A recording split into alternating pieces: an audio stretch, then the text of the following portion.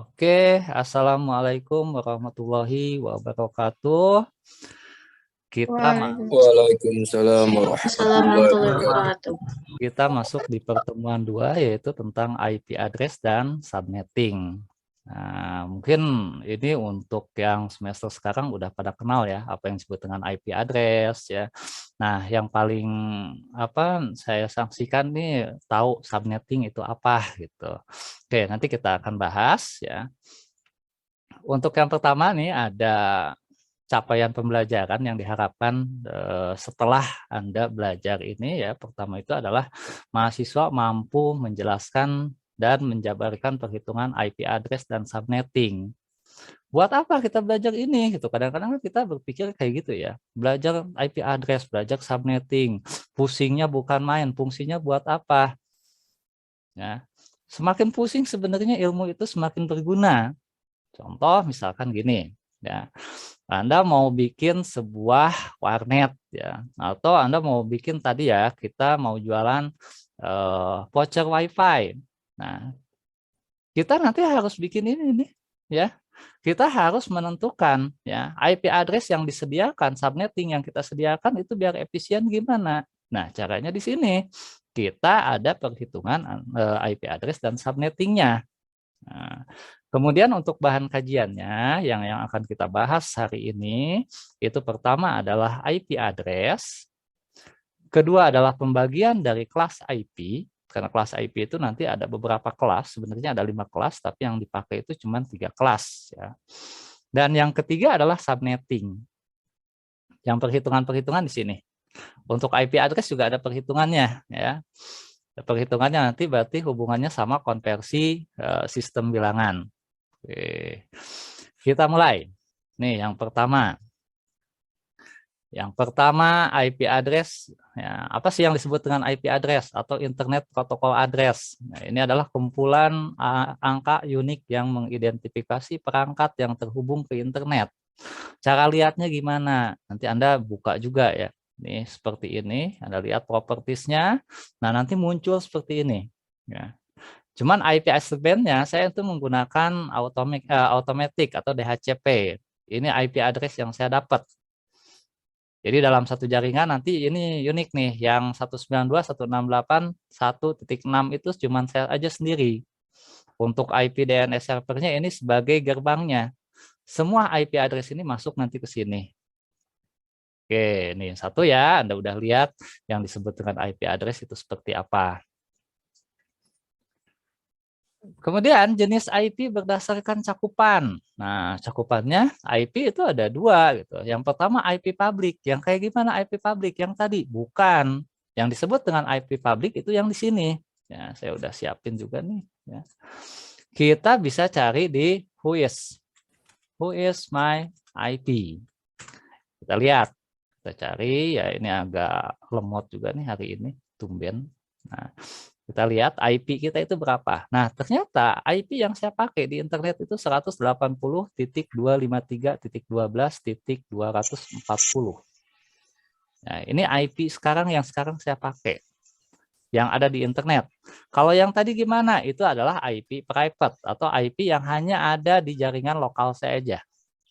Nah, jadi Anda nanti harus bisa membedakan antara IP public dengan IP private. Nah, oke. Saya close dulu. Ini nanti contoh perhitungan. Oke. Boleh minta tolong di mute dulu. Ini ada yang ini ya. Oke, ya kita lanjutin lagi. Jenis IP address berdasarkan setting. Tadi saya udah jelasin juga, ada IP address yang dinamis atau menggunakan DHCP, ada juga IP address yang sifatnya statis atau diisi manual. Yang mana diisi manual ya? Tadi yang saya bikin nih, ya ini ada contohnya. Nah, ini untuk yang bikin IP manual ya. Anda juga nanti bisa kalau misalkan mau merubah di sini juga bisa. Nanti tinggal ganti aja ya, jangan DHCP tapi yang statis yang dipakai, nanti keluarnya sama kayak gini juga ya. Oke, lanjutin ya. IP address yang dinamis dan yang statis. Nah, sekarang yang selanjutnya adalah IP address berdasarkan daya tampung. Yang kita pakai sekarang adalah IP address versi 4. Nah, orang nih ya, peneliti-peneliti udah mulai nih. Oh, kita itu kalau menggunakan IP versi 4 itu cuman ada 4,2 ya. 4,2 miliar host ya. Ini seluruh dunia cukup apa enggak gitu ya. Nah, orang-orang tuh udah mulai ya, peneliti-peneliti itu udah mulai. Kemudian muncullah yang IP address versi 6 yang bisa menampung sekitar 3,4 triliun host. Jadi ini jauh gede banget nih ya. Nah, cuman kenyataannya ya, yang IP versi 4 pun saat ini baru sekitar 35% yang dipakai. Sehingga kebanyakan orang masih setia sama yang versi IP versi 4 ini daripada menggunakan versi 6. Tapi sebagian dari web-web yang gede gitu, misalkan kayak Facebook, itu dia sudah menyediakan juga versi 6. Cuman kita nggak bisa belum bisa mengakses karena versi IP kita itu versi 4. Tuh, ya. Nanti silakan cari itu di internet banyak. Kita itu masih menggunakan versi berapa sih? Kenapa sih kita nggak menggunakan yang versi 6? Yang notabene ini daya tampungnya itu jauh lebih besar. Saya nggak tahu nih, mungkin beberapa tahun ke depan atau beberapa puluh tahun ke depan, mungkin yang ini yang dipakai. Ya, yang 128 bit. IP versi 3 itu 32 bit, yang IP versi 6 itu adalah 128 bit. Jadi ini jauh lebih panjang ya, jauh lebih gede. Nah, ini versi 4 ya, IP versi 4. Jadi ini contohnya, ini ya, tadi saya screenshot juga, cuman ini berbeda juga ya, karena ini saya menggunakan kabel nih ya, menggunakan UTP, kalau sekarang saya menggunakan WiFi ya. Jadi ininya agak sedikit beda, ininya juga MAC address-nya juga beda juga, karena beda beda vendor gitu ya. Oke. Untuk IP versi 4 di sini ada ini digitnya ya, 192.168.1.5 secara desimal. Secara biner itu seperti ini. Nah, mungkin teman-teman di sini bingung juga, kok ini dari mana sih gitu. Apalagi yang dulunya nggak pernah belajar sistem bilangan. Ini mungkin bingung, ini dapatnya dari mana gitu. Ini didapat dari konversi bilangan dari bilangan desimal ke bilangan biner. Nah, fungsinya buat apa? Nanti ini dipakai lagi di subnetting. Subnetting nanti Anda pakainya pakai bilangan biner untuk menentukan max-nya ada berapa. Ya. Di max-nya ada berapa, dipakainya berapa digit. Ya. Kalau misalkan kelas A, misalkan ini untuk ini misalkan slash 8 gitu. Berarti nanti dia pakai lagi gak hostnya? Ini hostnya nih panjang ke sini. Ini 192, berarti kelas C, berarti sampai sini. Hostnya cuma 8 aja di belakang. Nah, 8 ini diambil lagi apa enggak? Nanti untuk efisiensi gitu ya. Jadi contohnya kayak gini nih, ini 192. 192 dari mana? 2 pangkat 0, 2 pangkat 0, 2 pangkat 1, 2 pangkat 2, 2 pangkat 3, 2 pangkat 4, 2 pangkat 5, 2 pangkat 6, 2 pangkat 7. Atau nilainya 1, ya. 1, 2, 4, 8, 16, 32, 64, 1, 2, 4, 8, 16, 32, 64, 128. Jadi 128 ditambah dengan 64 adalah 192. Jadi itu ya. 192 itu adalah 128 ditambah dengan 64. Jadi hasilnya 192.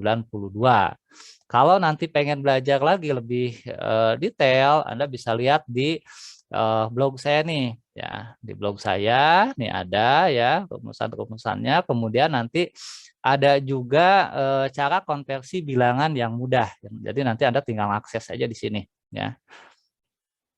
Jadi karena perkuliahan sekarang itu kan bebas ya, merdeka belajar gitu kan. Jadi Anda bisa belajar dimanapun, kapanpun. Gitu.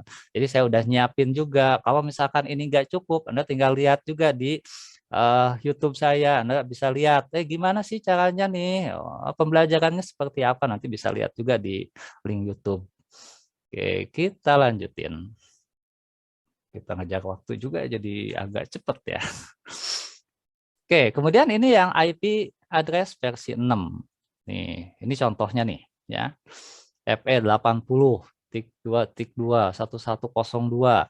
Nah, ini menggunakan heksadesimal. Apa sih heksadesimal? Nanti silakan lihat juga di blog saya, itu ada, saya udah siapin. Jadi Anda ini mata kuliahnya sebenarnya kalau untuk desimal, heksadesimal, konversi bilangan itu adanya di sistem digital atau rangkaian digital. Oke, kita lanjutin lagi. Ini perbedaan antara IP 4 dan IP versi 6. Ini bisa lihat ya, panjangnya 3264. Jenis angkanya numerik. Ini alfa-numerik karena tadi ada ABCD-nya sampai F gitu. Ini contoh alamatnya ya. Kemudian ini dukungan alatnya ya, dukungan alamat uniknya. Ini 4,29, ini 3 triliun ya. Ini lumayan jauh banget ya, miliar dengan triliun. Walaupun akhirnya yang masih dipakai itu adalah yang versi 4. Oke. Ini kelasnya juga sama ya, kelas yang IP versi 4 itu cuma A sampai E. Tapi kalau yang IP versi 6 itu tanpa batasan. Jadi ini luar biasa banget. Cuman penggunaannya masih belum digunakan. Ya. Ini untuk kelas A yang harus diingat ya. Untuk pembagian kelas IP yang harus diingat itu adalah ini. Ya. Depannya ini. Kalau misalkan depannya ini ya, berapapun nanti subnetnya ya, berapapun nanti isian subnetnya mau kelas A misalkan 126 ya atau 125. Subnetnya misalkan 255, 255, 255 itu untuk kelas C. Berarti itu bukan kelas C tapi dia adalah kelas A. Jadi Anda lihat di depannya aja. Nah, kalau misalkan yang ini gimana? Nah, saya balik lagi ke sini. Jadi bolak-balik ya. Nah, saya balik lagi sini. Ini 192, ini adalah kelas C. Tapi kalau misalkan depannya ini 170, berarti kelas apa ya? 170 kelas apa? Kelas B. Karena ada di antara rank 128 sampai dengan 191. Cuman ada yang hilang nggak? Ada nih 126, kemudian tiba-tiba jadi 128. 127-nya kemana? Ada yang tahu 127? 127 digunakan biasanya untuk mengecek ya, kartu jaringan kita masih bagus apa enggak. Caranya gimana? Kita di run aja kayak gini ya. Ping 127 titik ya 0.0.0.1. Kita lihat cek. Nanti keluar ya. Ini mana keluarnya nih? Ya, ping 127 ya. Titik 0.0.0.1 kelebihan. Nah, ya kayak gini.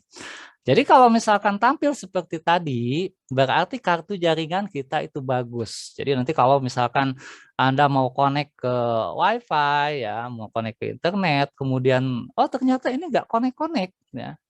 Tolong nanti dilihat ya. Tolong nanti dilihat ya, apakah apakah nick-nya itu benar apa enggak? Caranya kayak tadi. Ya. Di run ya. Kemudian udah di run, nanti diketik ping 127.0.0.1. Kalau nanti keluar nyambung berarti nick Anda masih bagus. Tapi kalau nggak keluar berarti nick-nya udah jelek, harus diganti nick-nya. Dan inilah yang agak ribet ya. Sekarang itu nick itu udah satu sama motherboard ya, atau mainboard. Oke.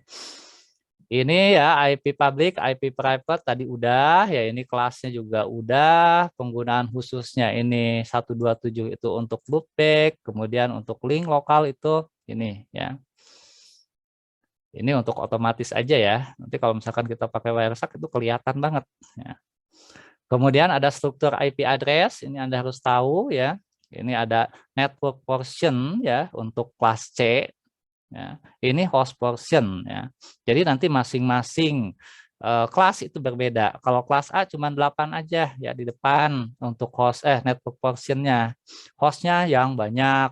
Kelas B ini dibagi 2. Ini network portion, yang 8 lagi, yang 16 lagi di sini ya. Ya, ini 8, 8, 16, yang 16 lagi untuk host portion. Ya. Nah, ini untuk penjelasan dari IP address kelas A. Jadi Anda bisa lihat nih, IP address 10, 15, 10, 1. 10 itu adalah nomor networknya. 15, 10, 1 adalah nomor hostnya. Walaupun nanti di sini ya ada misalkan 255 di sini ya, 255, 255. Harusnya kelas B. Tapi ini alamat IP-nya kelas A ya. Ini kelas mana sih? Kelas A, tapi di subnetting ya, dikurangi hostnya gitu. Kemudian yang kelas B seperti ini. Nah, ini yang kelas B. Ini yang kelas B ya. Yang kelas B itu ini untuk nomor networknya ya, ada 16 bit ya. Dan ini untuk nomor hostnya ada 16 bit juga. Oke. Untuk kelas C ya, ini untuk nomor networknya dan ini adalah untuk nomor hostnya. Nanti Anda bisa baca-baca lagi ya, baca-baca lagi di blog yang tadi, atau bisa juga nyari-nyari di buku referensi yang ada di RPS. Nanti Anda bisa cari-cari, bisa nyari beli, bisa juga nyari di perpustakaan. Anda bebas aja, yang penting bisa baca gitu. Oke, kemudian ini untuk subnettingnya ya, kelas A ya, netmax-nya itu 255 ya 000 atau /8. Dari mana 8 nih? 255 itu kan 11111. Nah, seperti ini ya, /8. CIDR apa sih gitu kan? Classless interdomain routing. Jadi ini untuk menentukan ya, domain routingnya kemana. Nah, kemudian kelas B ini ada /16, ada 16 bit. Dan yang kelas C itu ada 24 atau 24 bit. Nah, itu masih gampang lah. Penggunaan subnetting itu seperti ini. Ya. Jadi yang kelas A itu jaringannya, networknya sedikit, ya, tapi hostnya yang banyak. Jaringan cuma 126 seluruh dunia. Ya. Tapi hostnya, lihat, 16.777.214. Banyak banget ini, gitu kan ya. Terus kelas B, networknya 16.384 hostnya. Nih, ya. Kalau kelas C, ini biasanya digunakan untuk jaringan kecil. Ya.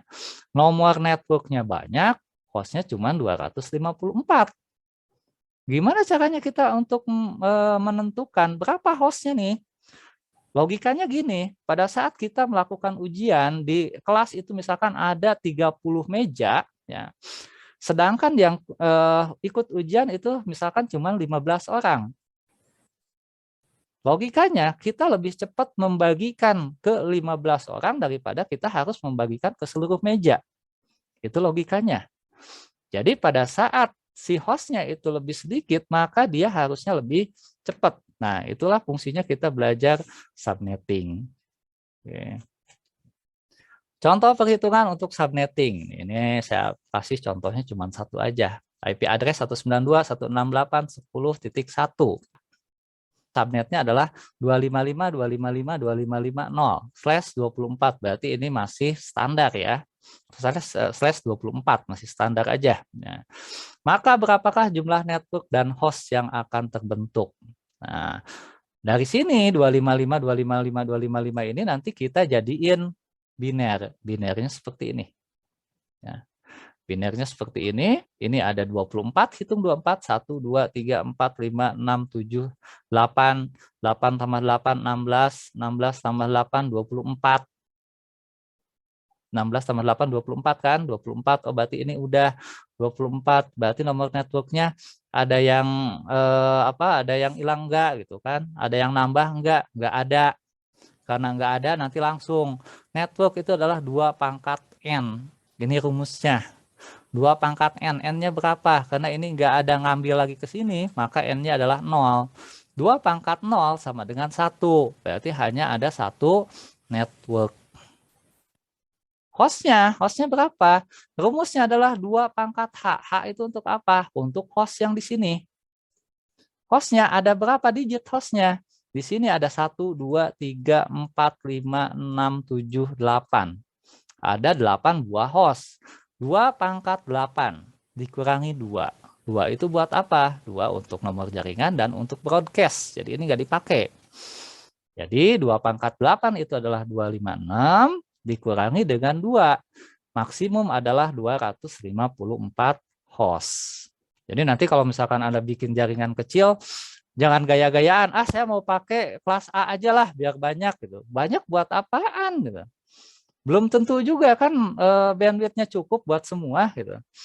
25 juga nanti kita bisa dirubah lagi. Ini enggak 24 deh. Saya hostnya nanti dirubah. Jadi slash-nya adalah slash 28 misalkan. Berarti nanti ada berapa host maksimum.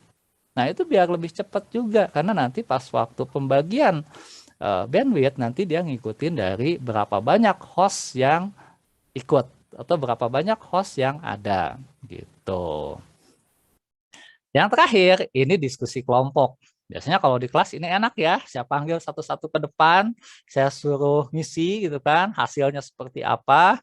Dan saya biasanya suka ada game juga ya. Oh ini ada yang ini ya, ini harusnya nggak ada nih.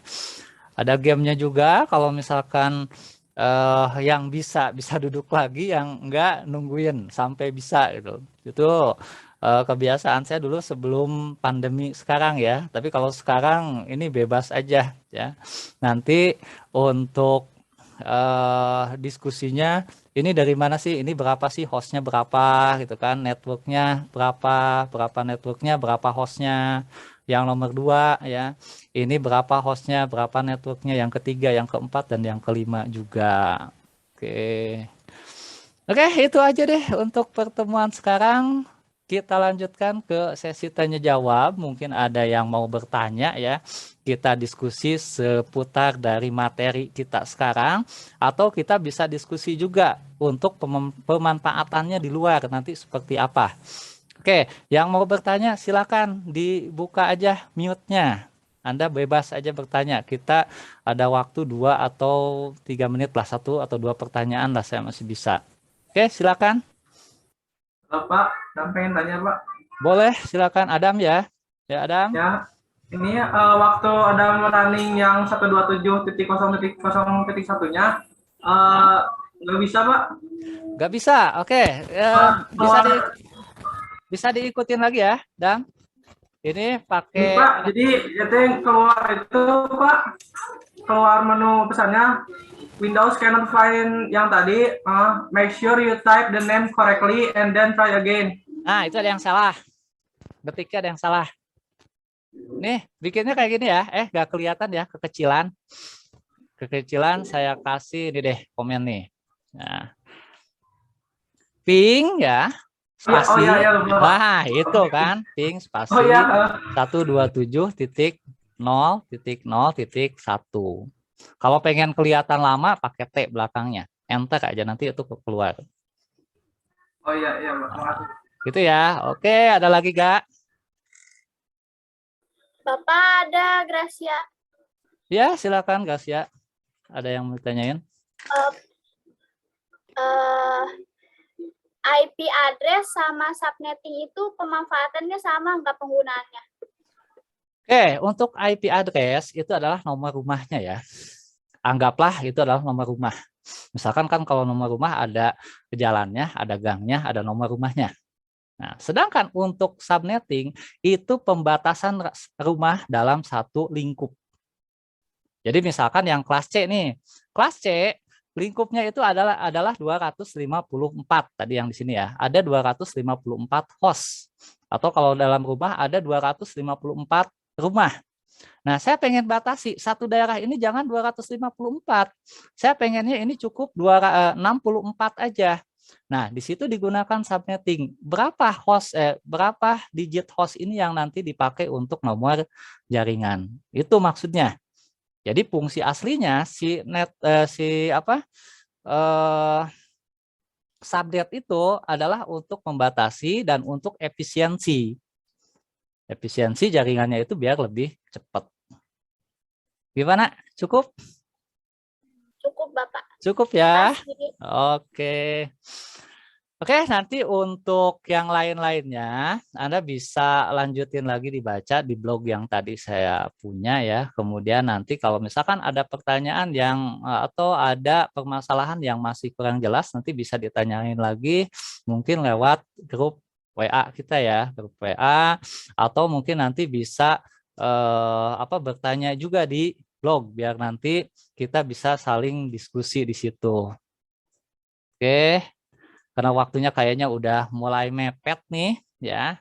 Kita nanti lanjutkan lagi di grup WhatsApp untuk pembelajarannya ya. Untuk nanti tugasnya yang ini ya, diskusi kelompoknya nanti bisa diupload di MyBase-nya BSI. Nanti saya bikinin linknya juga. Oke, gitu aja untuk pertemuan sekarang. Mudah-mudahan ilmunya bisa bermanfaat. Assalamualaikum warahmatullahi wabarakatuh. Waalaikumsalam warahmatullahi wabarakatuh.